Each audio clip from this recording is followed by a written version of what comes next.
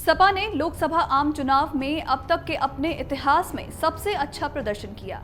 उसने कुल 37 सीटें जीती। इस तरह सपा देश की तीसरी बड़ी पार्टी के रूप में उभर कर सामने आई है। धार्मिक मुद्दों के बजाय जातीय गोलबंदी और यादव मुस्लिमों पर कम दाव की रणनीति से सपा को ये सफलता मिली है। सपा ने पिछला लोकसभा चुनाव बसपा के साथ लड़ा था, तब उसे महज 5 सीटें ही मिली थी। राजनीतिक लिहाज से महत्वपूर्ण यूपी में सपा अध्यक्ष अखिलेश यादव ने विपक्ष के अभियान का नेतृत्व किया। सपा ने गठबंधन के तहत 62 सीटों पर चुनाव लड़ा। 17 सीटें कांग्रेस और 1 सीट तृणमूल कांग्रेस को दी।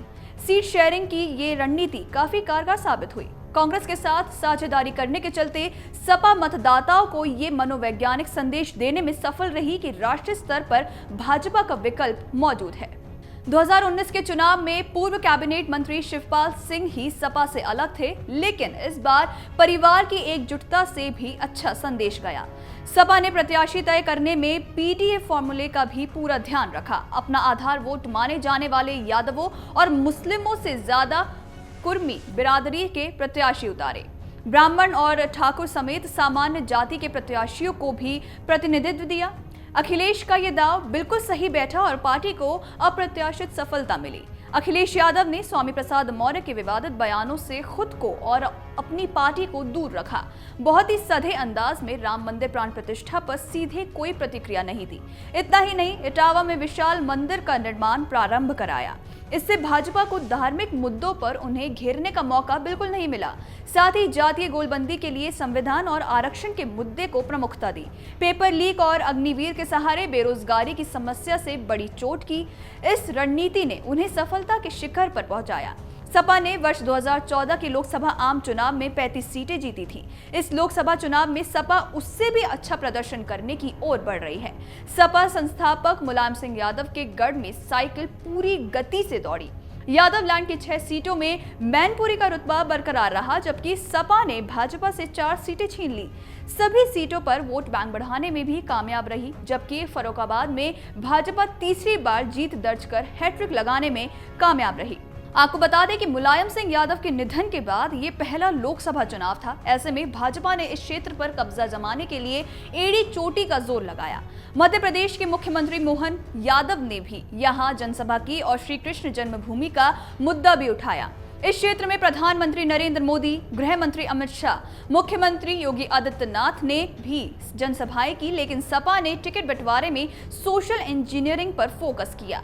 हमेशा भाजपा का साथ देने वाले शाह के और दोहरे बिरादरी के मतदाताओं को भी पार्टी से जोड़ा और ये कारगर साबित हुआ।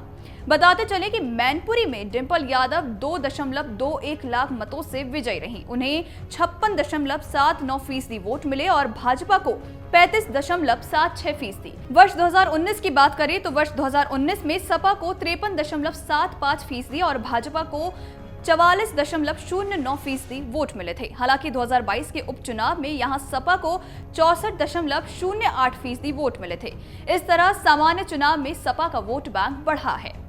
इटावा में सियासी तौर पर कठेरिया बनाम दोहरे बिरादरी के बीच संघर्ष होता है। भाजपा ने सांसद रामशंकर कठेरिया को दोबारा मौका दिया तो सपा ने बसपा से आए जितेंद्र सिंह दोहरे पर दाव लगाया और करीब 58,000 वोट से चुनाव जीता।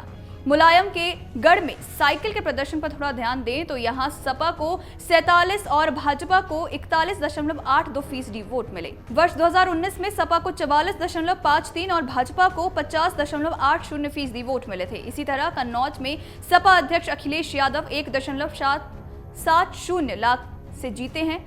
उन्हें 52.74% और भाजपा के निवर्तमान सांसद सुब्रत पाठक को 38.71% वोट मिले। वर्ष 2019 में भाजपा को 49.37 और सपा को 48.29% वोट मिले। फिरोजाबाद में सपा के अध्यक्ष प्रताप यादव ने भाजपा प्रत्याशी विश्वदीप सिंह को करीब 89,000 वोट से हराया। यहां भाजपा ने सांसद चंद्रसेन जादौन का टिकट काट दिया था। ऐसे में यहां भीतरघाट में भी सपा को फायदा मिला।